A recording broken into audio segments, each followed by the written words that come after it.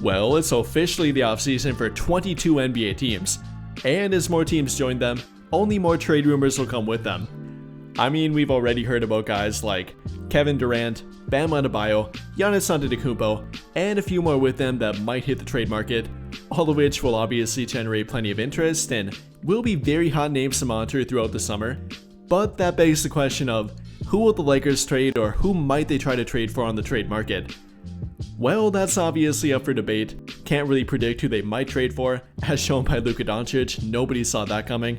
But it might be easier to predict who they might trade from their team, or who simply might be the most likely player to be traded from their team. And with that, we do have a new report about a player that might be traded, or might not be traded from their team, that being Austin Reaves. Coming off an underwhelming playoff performance, many fans want him traded, or at least want the Lakers to explore a trade with him, potentially for a star player, or somebody that would be considered an upgrade over him, which is obviously up for debate as well. But we're going to talk about that, talk about the trade update, which comes from Dave McMenamin of ESPN, and then talk about who is the most likely player to be traded from their team by going through each individual player under contract and rating them on a scale of 1 to 10 of how likely or how not likely they are to be traded this summer. So we'll talk about that and try to break it all down here. But to begin, I think we'll start with the trade report about Austin Reaves, coming from Dave McMenamin of ESPN, and he said, quote unquote, "One name that Laker fans should not anticipate moving is Austin Reaves," saying that don't look for the Lakers to be upgraded for a star position by using Austin Reaves. It's about finding the right role players around those three, obviously meaning Austin Reaves, LeBron James, and Luka Doncic. And with that in mind here, at best, I would probably rate the likelihood of Reaves being traded at probably a 3, maybe a 4, but not any higher than that in my opinion. Now, you obviously can debate if he should be traded, if he should not be traded. There's a pretty good argument for both, but if you're talking about a value scale and specifically for next season, it's really hard to argue that he should be traded. I mean, next season, Austin Reaves' salary is only the 124th highest salary in the entire NBA, and yes, 124 out of about 350 NBA players. So yeah, that's obviously a pretty good value, getting paid less than guys like Onyeka Okongwu, for example, Jordan Clarkson, Obi Toppin, many more above him, or then even being right at the scale of guys like Josh Green, Grant Williams, Kelly Olynyk, Richaun Holmes. Guys like that are making similar amount of money to Austin Reaves next season. So yeah, in regard to individual value and specifically for next season, it's going to be nearly impossible to replicate that value on the court. I mean, what he did last season and what he continues to prove on the court is that he has not reached his ceiling quite yet. This season averaging about 20 points per game, 5 assists per game, actually about 6 of them, and 5 rebounds per game on pretty good efficiency. And yes, unfortunately not playing well in most of the postseason, albeit playing through an injury for part of it. I think there's reason to believe that he will continue to get better and has been a pretty damn good fit for their team as well. However, if we're talking about beyond next season and with the contract that he is under, there might be at a risk of him becoming a not so great value. After next season, he does have 1 more year under contract, but that does happen to be a player option, worth only $14.9 million, and it's very likely that he'll be worth more than that, and probably view himself in that light too. So he might decline that, then look for a contract worth anywhere from, who knows, even 30 to 40 million per year, up to a max contract potentially, and at that point, he might not be as good of a value if he does not continue to show improvement. And well, I guess that would be the primary argument to trade him. Trade him before his value goes down, and he's not probably the best contract value in the entire NBA. So maybe try and take advantage of that now. Look for the trade market, and if you can find a definitive upgrade over him on the trade market, then sure, I guess that would be a pretty fair argument to trade him. Take advantage of his current value, take advantage of what his potential might be, rather than finding out where his ceiling actually is and then having to pay him a pretty large contract to go with it. Then I guess you could make an argument to trade him. But again, I really don't rate it anything higher than a 3 or 4 at this point, which you might disagree with, but up until this point, the Lakers have shown no willingness to trade him, and they have pretty much been right about it every time so far. I mean, dating back to last season, many fans wanted them to trade Reaves for DeJounte Murray, and look at how that one worked out. That would have been a terrible trade for them to make, not only from DeJounte Murray tearing his Achilles, which is definitely unfortunate for him, but Austin Reaves greatly outperformed him when they were both healthy on the court. Or even dating back before that, a bunch of players that Laker fans wanted to trade him for, Reaves has now become significantly better than. So definitely gotta be careful here with it. Can't simply trade him out of emotion or spite from his playoff performance. Gotta remember what he does to their team, what he has been for their team, and what he might continue to be for their team in regard to both production and value on the court. So can't simply trade him for nothing. If you're gonna trade him, gotta be definitively for a player that's better than him, both for right now and for the Lakers' long-term future too. But with that being said, just because Reaves might be safe from being traded, that does not mean that everyone is safe on their team from being traded. So let's go through and rate the possibility of every individual player on their team that's under contract of being traded on a scale of 1 through 10. And well, just to be clear here, neither one of LeBron nor Dorian Finney-Smith are officially under contract, so no, they cannot be traded, and we can obviously not rate them on a scale of 1 to 10 of likelihood to be traded. But after those two, beginning with the guy that's the least likely player to be traded from their team, at least in my opinion, that obviously being Luka Doncic. A guy they recently traded for and now have pretty much dedicated the future of their team to. I would rate him on a scale of 1 to 10 to be traded at about a 0.0000001% chance of being traded, and even that might be a bit high for him. No matter what way you look at it, they are not going to trade Luka. Again, they just traded for him, are trying to build around him, have made that very clear and gave up a lot to get him, so they definitely won't be trading him anytime soon. After Luka though, then we can actually have a real conversation. And beginning with Rui Hachimura, I'd say it's a pretty good conversation piece. Definitely some people that want to trade him, others that are completely against trading him, and both arguments can hold up pretty well, if you make them the right way anyways. And because of that, I think I'd rate him on a scale of 1 through 10 at about a 5 here, meaning that you could trade him and actually get a pretty good trade for him, or you could keep him and also get pretty good value out of him.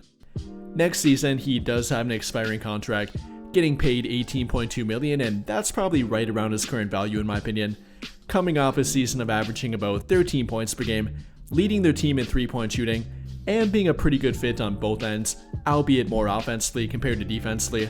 You can make an argument for both keeping him or trading him.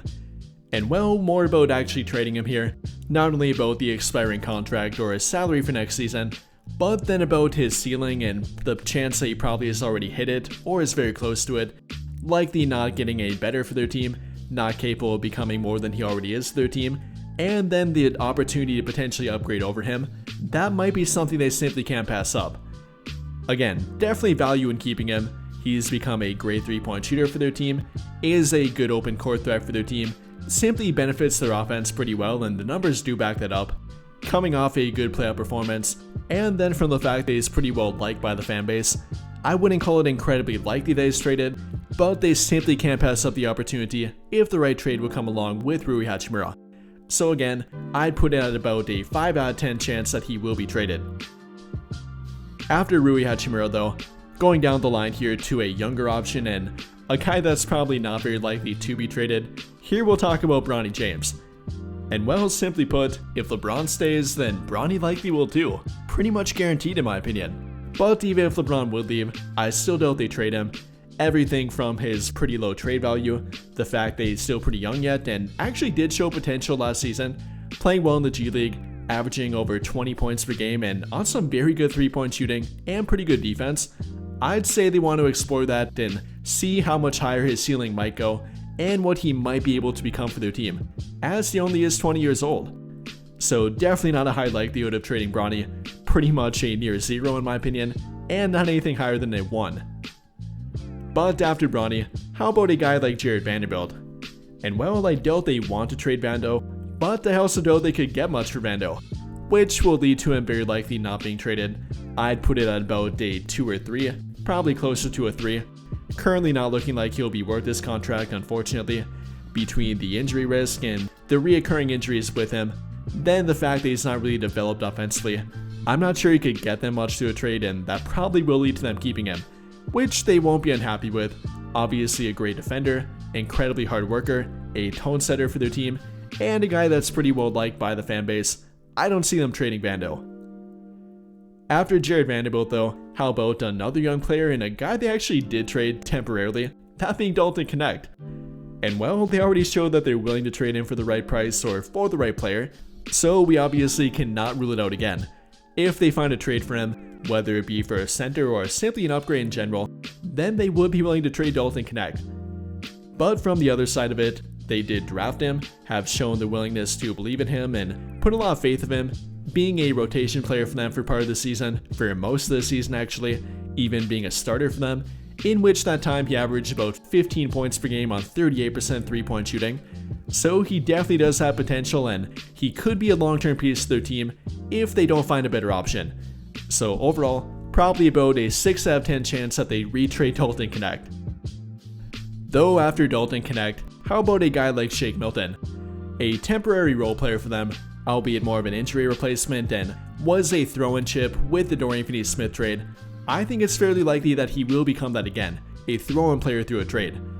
After all, he does have a non-guaranteed contract, both for this upcoming season and the one after this one, so he does have value in kind of a different way, offering non-guaranteed value which can either be helpful through a trade for that last bit of salary to make a trade work, or then even for a lesser rotation player, does have the ability to be about a 9th or 10th man within a rotation, or simply be an injury replacement, has shown some decent value, can play a little bit at point guard, shooting guard, even small forward in a pinch, is a decent 3-point shooter, decent defender, kind of a jack of all trades but master of none kind of guy. I think it's fairly likely that he will be traded because of all those things. So overall, I give Shake Milton a 7 out of 10 chance of being traded. After Shake Milton though, how about another role player that didn't play much or we didn't see much of, even less than Shake Milton? How about Maxi Kleber? And well, we really can't deny it, his salary is currently looking like an ideal trade chip this offseason, making $11 million next season, which could either be traded in a 1-for-1 kind of trade, or even more likely, combined with 1, 2, or even 3 more players with him to make a bigger trade. Does have an expiring contract, which does tend to be valuable for a rebuilding team and trying to offload salary on their team, or then for that last little bit of salary to make a trade work. That's obviously a benefit of him. Yes, he can be a role player for them, and the two things that might save him are number one, the Lakers' lack of front court depth. I mean, right now he's their starting center, neither have Jackson Hayes under contract, don't have really anyone else, and not any other reliable option, so they might look to keep Kleber, at least temporarily, from that fact. And then number two, being Luka Doncic's friend and not to mention teammate of 7 years now, good chemistry between them, good on the court and off the court friendship between them, and a guy that Luka might simply want to keep around and not be traded from their team. Overall though, would give Kleber a 7 out of 10 chance of being traded. But then finally for Gabe Vincent, and I think the writing might be on the wall here for Gabe. Not saying that he played terrible for their team this season, he actually became a pretty solid player for them and a permanent part of their rotation, both during the regular season and during their brief postseason.